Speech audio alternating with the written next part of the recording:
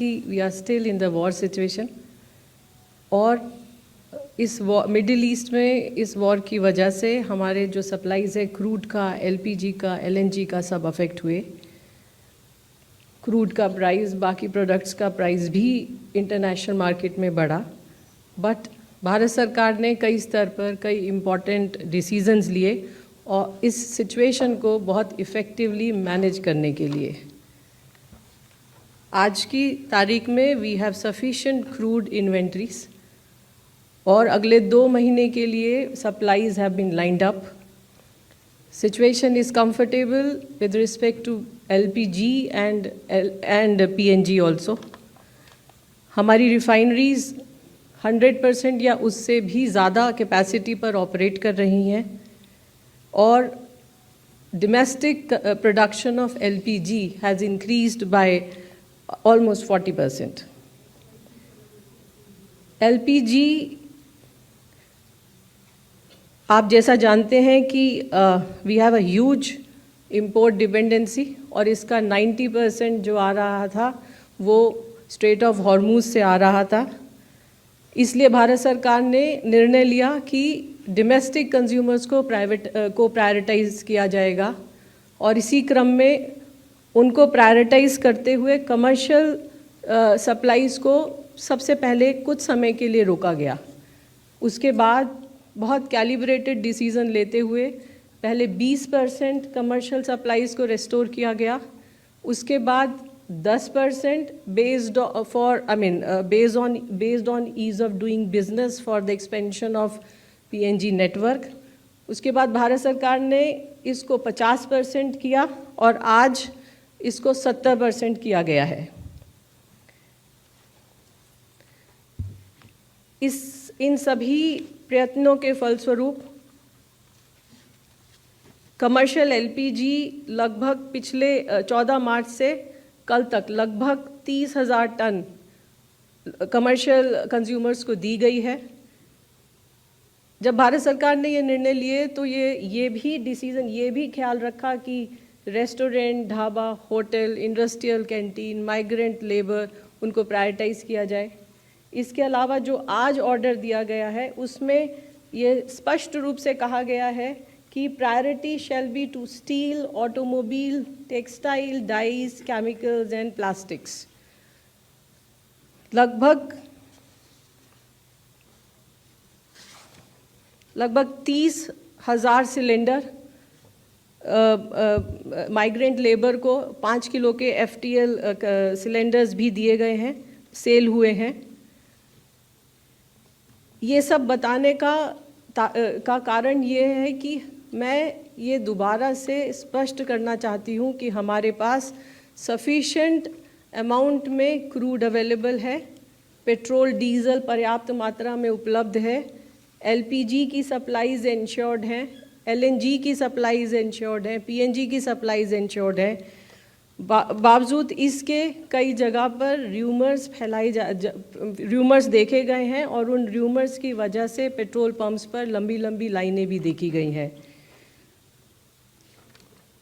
आपने देखा कि क्रूड का प्राइस, इंडियन बास्केट का भी प्राइस जो लगभग $70 पर बैरल के आसपास घूम रहा था वो $100 से भी ऊपर पहुंच गया।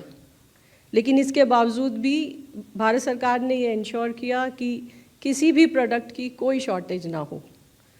हमारे आसपास के देश दुनिया भर में फ्यूल प्राइसेस इंक्रीज़ हुए हैं, लेकिन हमारे यहाँ पेट्रोल डीजल का कोई प्राइस इंक्रीज़ नहीं हुआ है। इसी क्रम में जैसा कि आपको अभी बताया गया है कि एक्साइज ड्यूटी रिडक्शन हुआ है। भारत सरकार के पास 2 ऑप्शन थे, या तो कंज्यूमर्स पे पास ऑन होता या सरकार खुद हिट लेती। तो यहाँ पर सरकार ने खुद हिट लिया है और ये इंश्योर किया है कि पेट्रोल और डीजल का प्राइस ना बढ़े। इस संबंध में मैं ये आपको बताना चाहूँगी कि अप्रैल 2022 से पेट्रोल और डीजल का प्राइस या तो कम हुआ है या वही रहा है, ये कभी इंक्रीज़ नहीं हुआ है।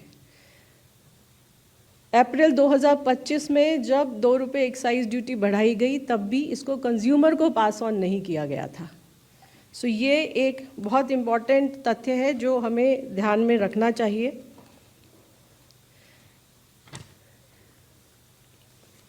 इसी क्रम में हमें एक पीएनजी नेटवर्क को एक्सपैंड करने की भी एक अपॉर्चुनिटी मिली। इस संबंध में different state government ministries, state governments को, सेंट्रल मिनिस्ट्रीज को भी लिखा गया, सभी से सहयोग भी प्राप्त हुआ। मॉर्थ ने अपनी टाइमलाइन स्क्वीज़ की अप्रूवल के लिए, डीपीआईटी पैसो ने भी अपने टाइमलाइन स्क्वीज़ की अप्रूवल देने के लिए। इसी तरह स्टेट गवर्नमेंट्स ने भी ईज़ ऑफ डूइंग बिजनेस के अंतर्गत कई स्टेट गवर्नमेंट ने कई सारे ऑर्डर्स इशू किए। इन सभी प्रयासों के वजह से अब प्रतिदिन लगभग 10,000 से ज़्यादा पीएनजी कनेक्शंस कंज्यूमर्स को दिए जा रहे हैं।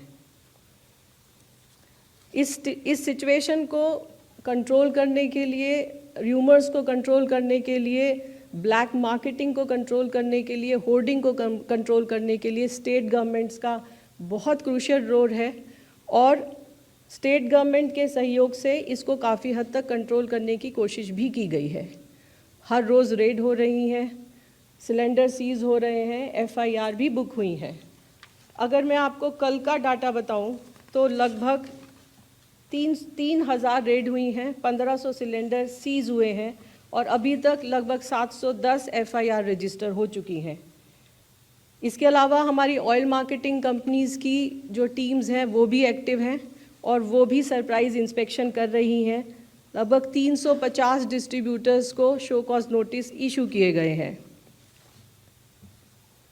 अंत में मैं आप सभी के माध्यम से ये देशवासियों को कहना चाहूँगी, मैं दोबारा on the cost of repetition मैं ये कह रही हूँ कि हमारे पास पर्याप्त सप्लाईज़ हैं, क्रूड की भी, एलपीजी की भी, पेट्रोल की भी, डीजल की भी।